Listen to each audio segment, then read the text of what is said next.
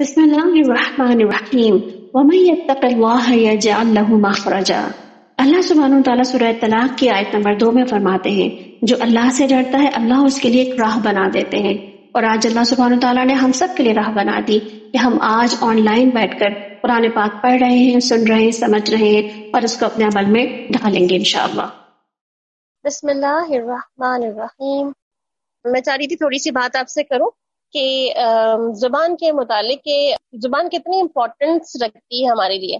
زبان کے بارے میں کہا جاتا ہے کہ جتنی پرانی ہوتی ہے اتنی بامعنی اور واضح ہو جاتی ہے۔ جیسے سرکہ جتنا پرانا ہو جائے اتنا ہی مزیدار ہو جاتا ہے، ایسی زبان کی بھی اپنی تاثیر ہوتی ہے، اور زبان جتنی پرانی ہو اس کا اثر اتنا ہی زیادہ ہو جاتا ہے۔ اس انسان کی زندگی کے ادوار ہوتے ہیں اور اس طرح اس کی عمر ہوتی ہے، اس طرح زبان کی بھی عمر ہوتی ہے۔ جیسے کہ کہتے ہیں کہ سب سے میچور زبان جو ہے وہ تقریباً وہ ہوتی جو جس کو 500 سے 600 سال کا عرصہ گزر چکا ہو۔ اور ہم دیکھتے ہیں کہ ہم جس عربی زبان کو پڑھ رہے ہیں اور اس کو سمجھنے کی کوشش کر رہے ہیں وہ تقریباً 1400 ایئر سے زیادہ پرانی زبان ہے۔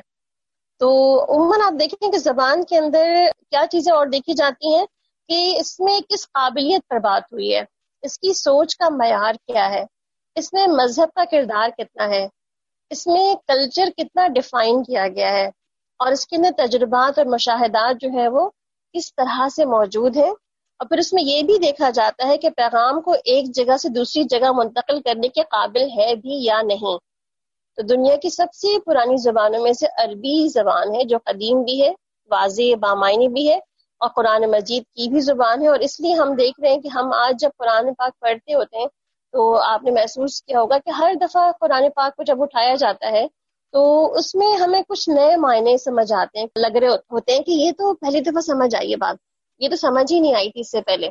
بہرحال سورہ بنی اسرائیل سے شروع کریں گے۔ نحمده ونصلي على رسوله الكريم اما بعد فاعوذ بالله من الشيطان الرجيم بسم الله الرحمن الرحيم رب اشرح لي صدري ويسر لي امري واحلل عقدة من لساني يفقهوا قولي رب زدني علما اللهم فقهنا في الدين اللهم اني اسألك علما نافعا ورزقا طيبا وعملا متقبلا آمین یا رب العالمین۔ پارہ نمبر 15 ہے ہمارا، سورہ بنی اسرائیل سے شروع کریں گے ہم۔ بسم اللہ الرحمن الرحیم سبحان الذی اسری بعبده لیلا من المسجد الحرام الى المسجد الاقصى الذي بارکنا حوله لنریہ من آیاتنا۔ شروع اللہ کے نام سے جو بے انتہا مہربان نہایت رحم فرمانے والا ہے۔ پاک ہے وہ جو لے گیا ایک رات اپنے بندے کو مسجد حرام سے مسجد اقصی تک، جس کے ماحول کو اس نے برکت دی تاکہ اسے اپنے کچھ نشانیاں دکھائے۔ حقیقت میں وہی ہے سب کو سننے اور دیکھنے والا۔ یہاں سے ہم سورہ بنی اسرائیل کو آج دیکھنے جا رہے ہیں، اور اس میں ہم جو دیکھ رہے ہیں کہ کچھ موضوعات ہیں اس پہ ہم پہلے بات کر لیں ذرا کہ بنی اسرائیل کا جو ابتدائی آیات کا موضوع ہے اس کے اندر اللہ سبحانہ وتعالیٰ یہاں پر آپ صلی اللہ علیہ وسلم کی معراج کی سفر کی تھوڑی سی رودات یہاں بیان کر رہے ہیں، اور یہ سفر کا پہلا حصہ تھا جس میں آپ صلی اللہ علیہ وسلم کو مسجد حرام سے مسجد اقصی لے جایا گیا۔ تو یہاں پر ہم دیکھتے ہیں کہ آپ صلی اللہ علیہ وسلم کی معراج کا پہلا حصہ، اس سفر کے مقاصد کیا تھے اور اس سفر میں اللہ سبحانہ تعالیٰ نے کیا دکھانا تھا اور کیا معجزہ تھا۔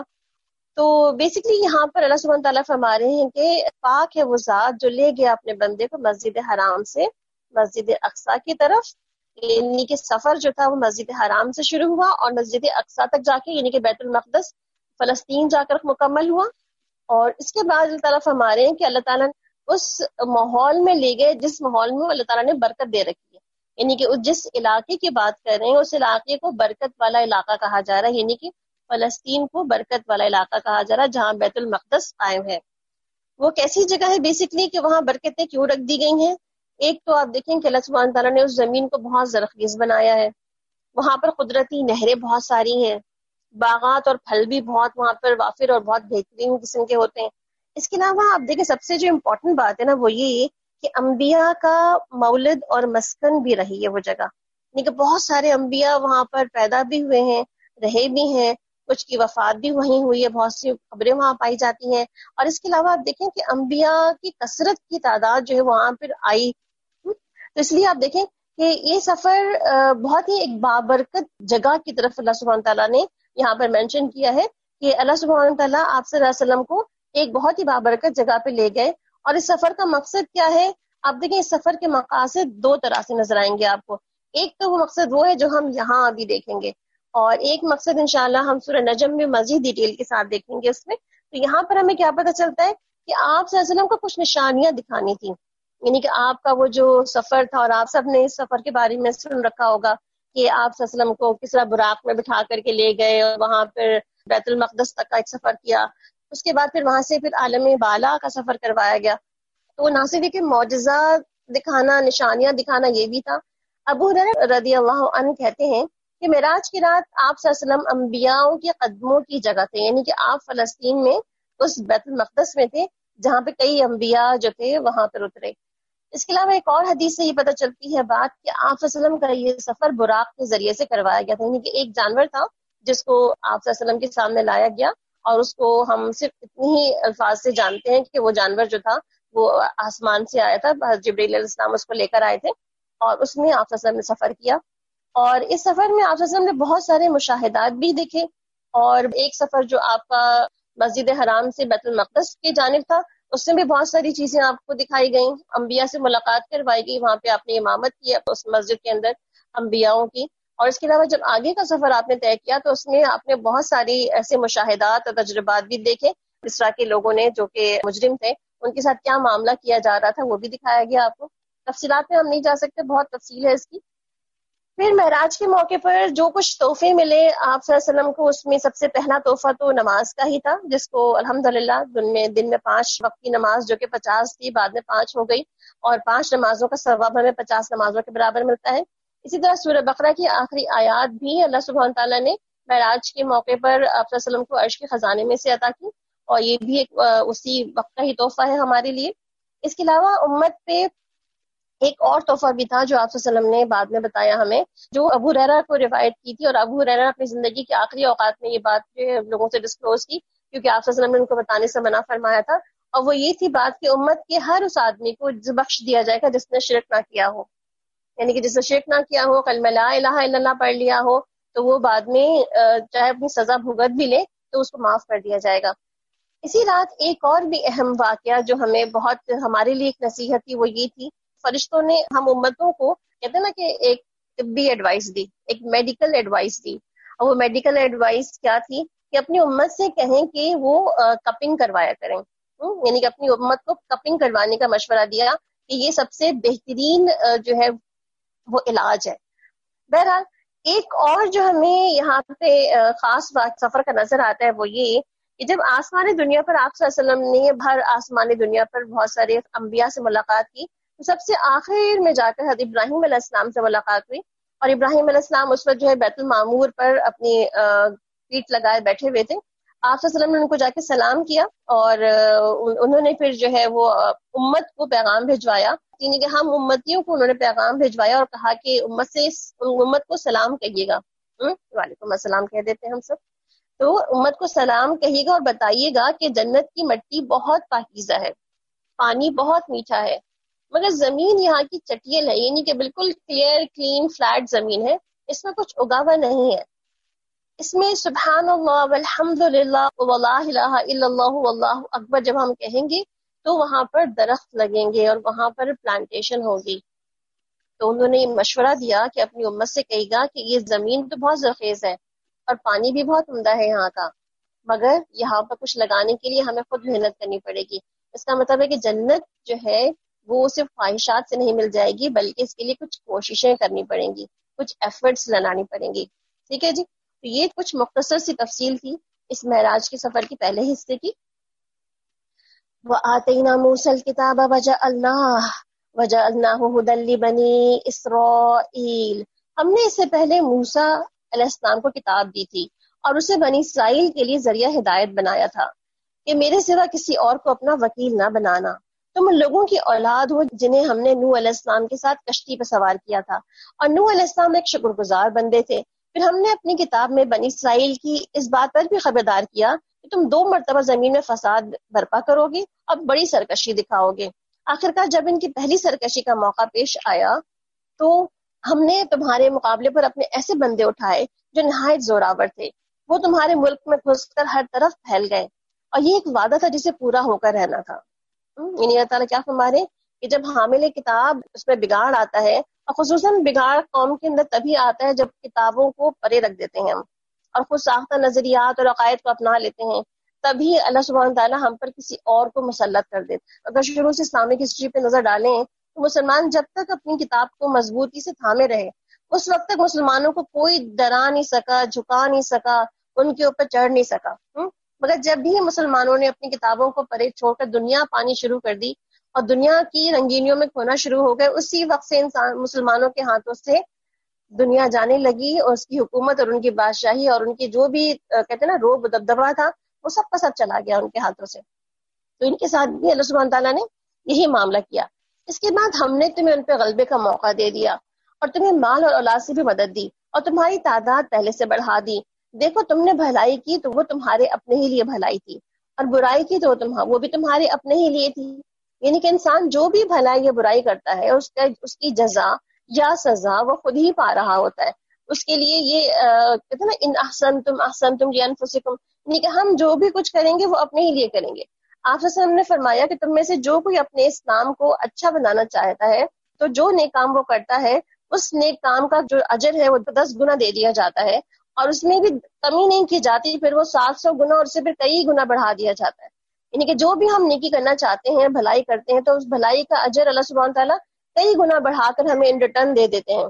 تو اللہ تعالیٰ کیا فرما رہے کہ جو بھی تم بھلائی کرو گے, کوئی بھی نیکیاں کماؤ گے, آج ہم روزے رکھ رہے ہیں, آج ہم نمازیں پڑھ رہے ہیں, آج ہم جو ہے وہ رمضان میں قرات قرآن کر رہے ہیں, یا آج ہم بیٹھ کے قرآن پاک کو سمجھنے کی کوشش کر رہے ہیں, یہ ساری کوششیں صرف ہماری اپنی ذات کے لیے ہیں اور ہمیں ہی فائدہ دیں گی.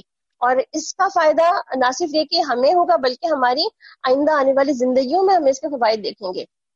اور جس نے بھی برائی کی تو وہ تمہاری اپنی ہی ذات کے لیے برائی ثابت ہوئی. اور پھر جب دوسرے وعدے کا وقت آیا تو ہم نے دوسرے دشمنوں کو تم پر مسلط کر دیا تاکہ وہ تمہارے چہرے بگاڑ دیں اور مسجد میں اسی طرح گھس جائیں جس طرح پہلے دشمن گھسے تھے, اور جس چیز پر ان کا ہاتھ پڑے اسے تباہ کر کے رکھ دیں. یعنی کہ کہا جاتا ہے کہ بنی اسرائیل پر ایک ایسا وقت بھی آیا کہ جس وقت جو ہے وہ ٹیٹس اور بخت نصر نے بہت ہی برے حملے کیے اور ان کو کہیں کا نہ چھوڑا. تو انشاءاللہ ہسٹری جو آپ تفصیل سے پڑھیں گے اس کو تو ہسٹری میں بہت ڈیٹیلز آتی ہیں کہ کن کن زمانوں میں کن کن قوموں کے حملے ہوئے اور پھر کیا کیا تباہیاں بنی اسرائیل کے ساتھ ہوئیں. ہو سکتا ہے کہ اب تمہارا رب تم پر رحم کرے, لیکن اگر تم پلٹو گے تو ہم بھی پھر اسی سزا کے ساتھ پلٹیں گے, اور کافر نعمت لوگوں کے لیے تو ہم نے جہنم کا قید خانہ بنا ہی رکھا ہے. یعنی کہ اللہ تعالیٰ کیا اعلان فرما رہے ہیں, اگر تم نہیں بدلو گے تو اللہ بھی کافر قوم کو مسلط کرنا نہیں چھوڑے گا. اور جب ہم بدلنا چاہتے ہیں تو بدلنے کے لیے سب سے پہلے تبدیلی ہمیں اپنے اندر لانی پڑتی ہے, اور وہ تبدیلی کے لیے قرآن پاک سے بہتر کوئی اور ہمیں کوئی پرسکرپشن نہیں ملتا جو انسان کی ہیومن چینج پرسنالٹی کے لیے سب سے زیادہ مفید ثابت ہو. ان هذا القرآن يهدي للتي هي اقوم ويبشر المؤمنين الذين يعملون الصالحات ان لهم اجرا كبيرا. حقیقت یہ ہے کہ قرآن وہ راہ دکھاتا ہے جو بالکل سیدھی ہے. جو لوگ اسے مان کر نیک کام کرنے لگیں ان کے لیے خوشخبری ہے کہ ان کے لیے بڑا اجر ہے, اور جو لوگ آخرت کو نہ مانے انہیں یہ بھی خبر دیتا ہے کہ ان کے لیے ہم نے دردناک عذاب مہیا کر رکھا ہے.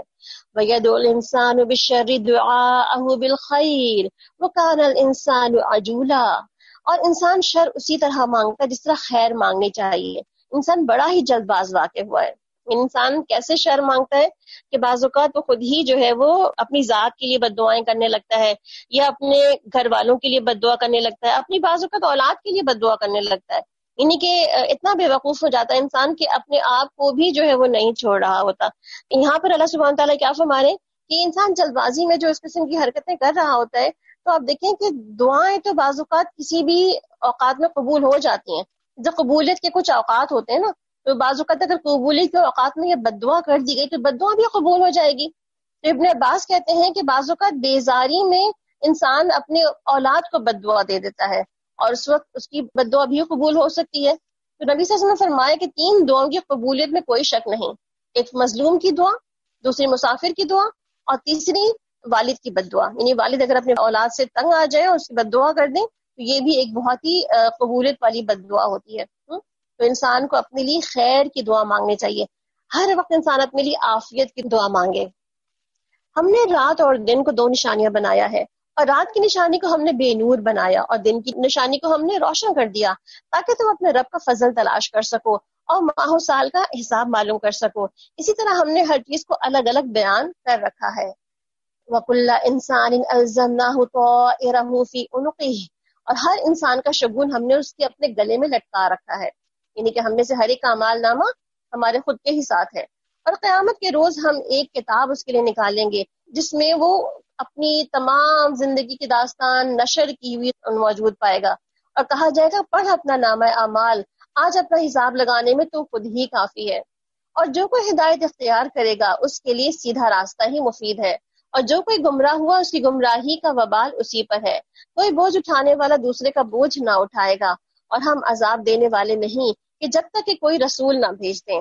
یعنی کسی بھی بستی کو اللہ تعالیٰ ایسے نہیں اٹھا کے عذاب میں مبتلا کر دیتے جب تک کہ وہ اس کے لیے حجت تمام نہ کر دیں. وَإِذَا أَرَدْنَا أَن نُهْلِكَ قَرْيَةً أَمَرْنَا مُتْرَفِيهَا، جب ہم کسی بستی کو ہلاک کرنے کا ارادہ کرتے ہیں تو اس کے خوشحال لوگوں کو حکم دیتے ہیں اور وہ اس میں نافرمانیاں کرنے لگتے ہیں.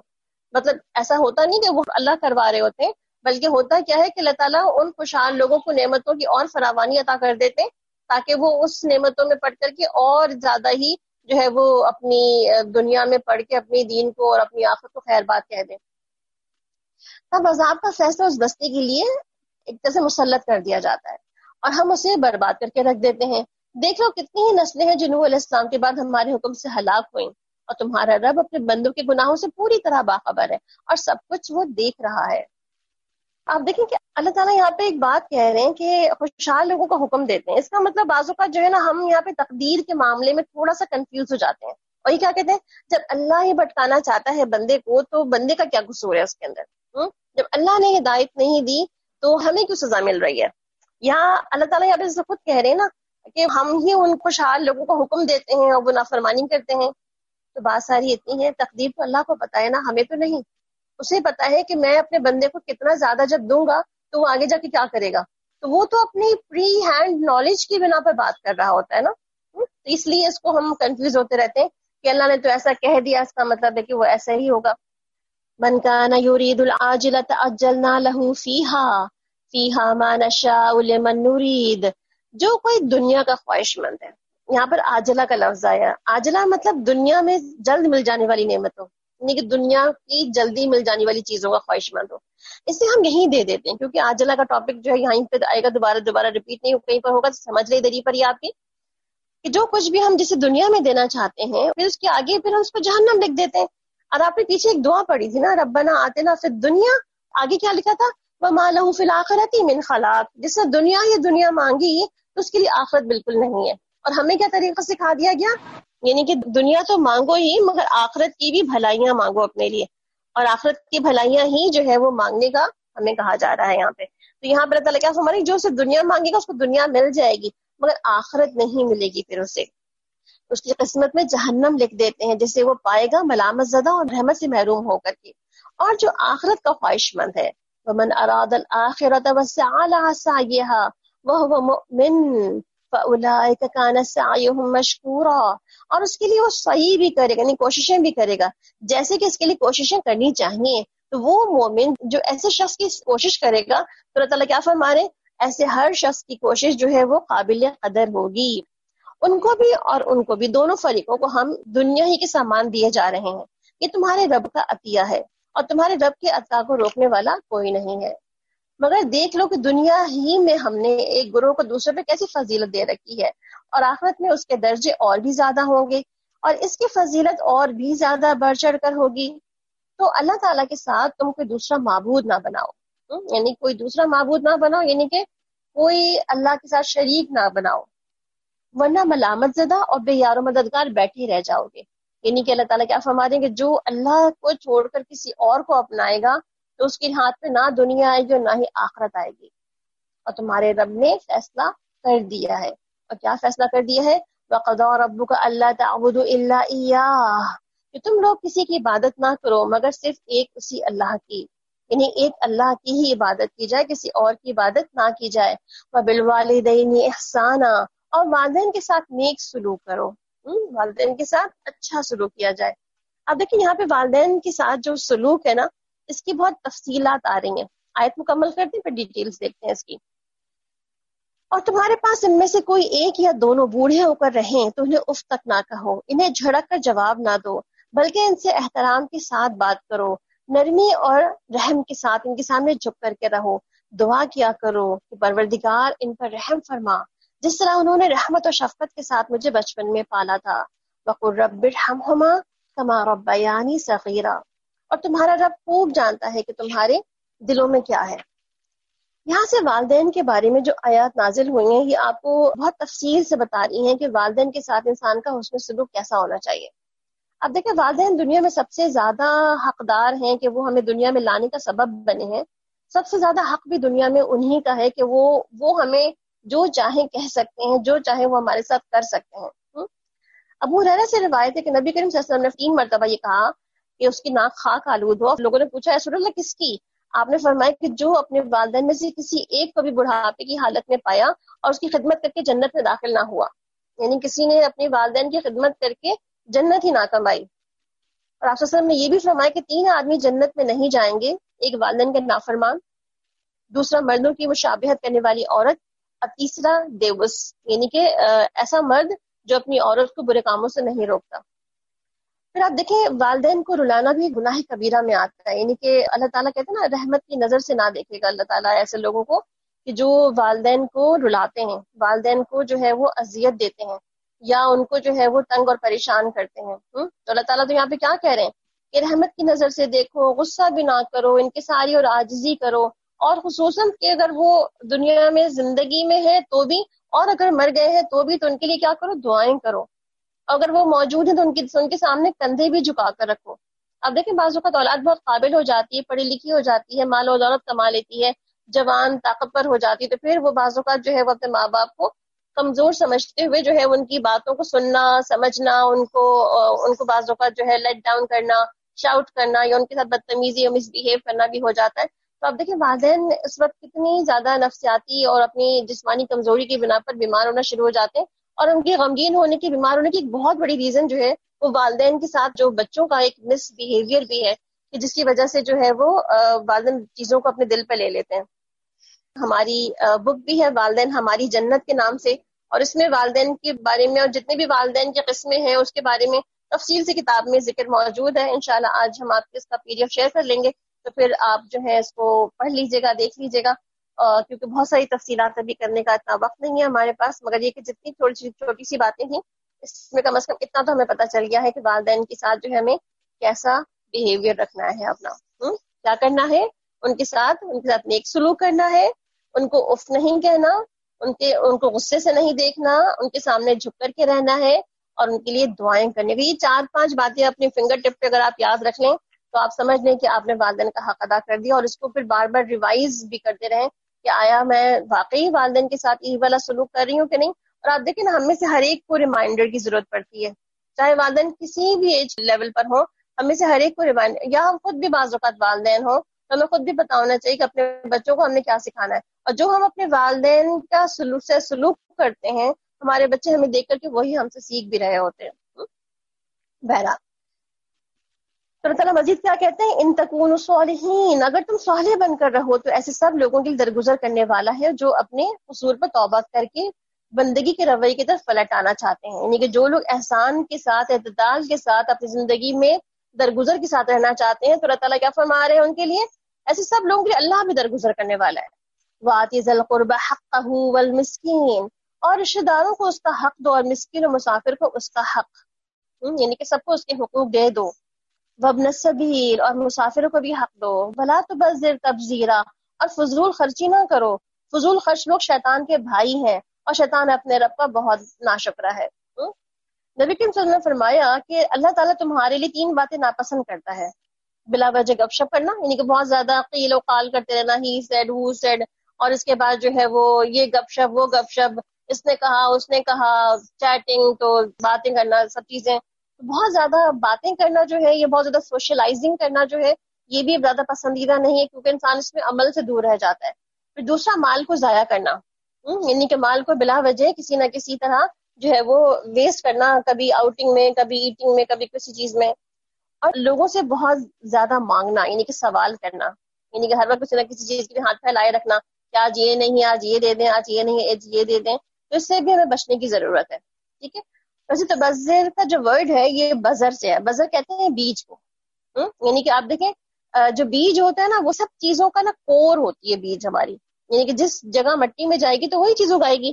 تو اللہ سبحانہ تعالیٰ یہاں پہ کیا فرما رہے ہیں کہ یہ جو تبذر ہے، یعنی کہ یہ جو بیج ہے وہ کیا کر رہا ہے، یہ ناجائز خواہشات پہ خرچ ہو رہا ہے، ناجائز چیزوں پہ لگ رہا ہے، ناحق لگ رہا ہے. ضروریات نہیں ہے جہاں پر، وہاں پر بھی حد سے زیادہ خرچ کیا جا رہا ہے. انسان اپنی وانٹس پہ خرچ کر رہا ہے، نیڈس پہ خرچ نہیں کر رہا، اپنی نیسیسٹی کو نہیں جان رہا، بلکہ وہ کہاں خرچ کر رہا ہے، کہاں اس کی مال کو دکھنے کے لیے شو آف ہو سکتا ہے، کہاں جو لوگ اس کی واہ واہ کر سکتے ہیں. تو اللہ تعالیٰ کیا فرما رہے کہ فضول خرچ کون ہے؟ فضول خرچ لوگ شیطان کے بھائی ہیں، اور شیطان اپنے رب کا ناشکرا ہے. اور اگر ان سے، یعنی کہ حاجت مند رشتہ داروں سے تمہیں کترانا ہو اس بنا پر کہ ابھی تم اللہ کی اس رحمت کو جس کے تم امیدوار ہو، تلاش کر رہے ہو، تو انہیں نرم جواب دے دو. یعنی کہ بعض اوقات ہوتا ہے کہ جب لوگ مانگنے کے لیے ہمارے پاس آتے ہیں تو ہمارے پاس دینے کے لیے کچھ نہیں ہوتا، ہمارے حالات خود بھی اچھے نہیں ہوتے، ہمارا ہاتھ خود ہی تنگ ہوتا ہے. تو اللہ سبحانہ تعالیٰ کیا فرما رہے ہیں کہ اگر ایسے موقع پر لوگوں سے ہمیں کترانا ہو کہ جی میں دے نہیں سکتی، ان کو میں سامنے آ جاؤں تو بس یہ مجھ سے مانگیں گے اور پھر میں کیا جواب دوں گی، مجھے اچھا نہیں لگتا ان کو منع کرنا. تو اللہ تعالیٰ کیا فرما رہے ہیں یہاں پر کہ اگر ایسی بات بھی ہو جائے تو تم اس وقت اپنے آپ کو ان سے کترا سکتے ہو، یعنی کہ ایسے اوقات میں ان کو اوائڈ کر سکتے ہو، ان کو اگنور کر سکتے ہو، کیونکہ پتہ ہے تمہیں خود تمہارے پاس نہیں ہے. ہاں مگر جب تمہارے پاس ہو تو پھر ضرور ان کو دے دیا کرو. وَلَا تَجْعَلْ يَدَكَ مَغْلُولَةً، اور نہ تو اپنا ہاتھ گردن سے باندھ رکھو، نہ ہی اس کو بالکل ہی کھلا چھوڑ دو کہ ملامت زدہ اور عاجز بن کر رہ جاؤ. تمہارا رب جس کے لیے چاہتا ہے کشادہ رزق کر دیتا ہے، یعنی کہ تمام چیزوں کا رزق اللہ سبحانہ تعالیٰ کے ہاتھ میں ہے. وہ جس کا چاہے بڑھا دے، جس کا چاہے کم کر دے. اگر کسی کے پاس کم ہے تو وہ بھی اللہ سے مانگ لے، اور وہ اپنے بندوں کے حال سے باخبر ہے اور انہیں وہ دیکھ بھی رہا ہے. وَلَا تَقْتُلُوا أَوْلَادَكُمْ خَشْيَةَ إِمْلَاقٍ، اور اپنی اولاد کو غربت کے، یعنی کہ اندیشے سے قتل نہ کرو، یعنی کہ غریب ہیں ہم، کہاں سے کھلائیں گے اپنے بچوں کو، تو پھر ضرورت نہیں ہے پیدا کرنے کی، اور ہم بس 2 ہی کافی ہیں، ہم 2 اور ہمارے 2 کا نعرہ لگا ہوا ہے. اور اس صورت میں کیا ہے کہ سب سے زیادہ لوگ کس وجہ سے بچے پیدا نہیں کرنا چاہتے کہ ہم جو ہمارا ایجوکیشن سسٹم ہے، ہماری جو یہ اتنی لگژریس لائف ہے، ہم سارے بچوں کو نہیں دے سکتے، تو جتنوں کو دے سکتے ہیں بس اتنا ہی کو پیدا کریں. تو اللہ تعالیٰ یہاں پہ کیا فرما رہے ہیں کہ بعض اوقات اس چکر میں ہم بہت سارے ناحق قتل کر دیتے ہیں ایسے بچوں کا، خصوصاً جو کہ ہمیں لگتا ہے کہ دنیا میں آنے والے ہیں، اور پھر ان کو ہم ابورٹ کراتے ہیں، یا ہم جو ہے وہ کسی بھی طرح ان کو پھر بعد میں اگر پیدا بھی بعض اوقات کر لیتے ہیں تو ان کو حقوق نہیں دیتے، یا ان کو جو ہے وہ کسی گنتی میں نہیں رکھتے. تو اللہ سبحانہ تعالیٰ کیا فرمانے کہ کوئی اس صورت میں رات کو اپنے قتل کرتا ہے کہ کھلائے گا کہاں سے، تو اللہ تعالیٰ کیا فرمانے کہ ہم انہیں بھی رزق دیں گے اور تمہیں بھی. اور در حقیقت ان کا قتل ایک بہت بڑی خطا ہے، یعنی کہ یہ قتل باقاعدہ قتل ہے، اس کا باقاعدہ اس کی سزا کفارہ بھی ہے. وَلَا تَقْرَبُوا الزِّنَا، اور زنا کے قریب نہ پھٹکو، یہ بہت ہی برا فعل ہے اور بہت ہی برا راستہ، یعنی کہ ایسا برا راستہ ہے کہ جہاں پر پھٹکنا انسان کے لیے پسندیدہ نہیں ہے. وَلَا تَقْتُلُوا النَّفْسَ الَّتِي حَرَّمَ اللَّهُ إِلَّا بِالْحَقِّ، اور قتل انسان کا ارتکاب نہ کرو جس سے اللہ نے حرام کیا ہے، اور حق کے ساتھ. جو شخص مظلومانہ قتل کیا گیا ہو اس کے ولی کو ہم نے قصاص کے مطالبے کا حق عطا کیا ہے، بس چاہیے کہ وہ قتل میں حد سے نہ گزرے اور اس کی مدد کی جائے گی.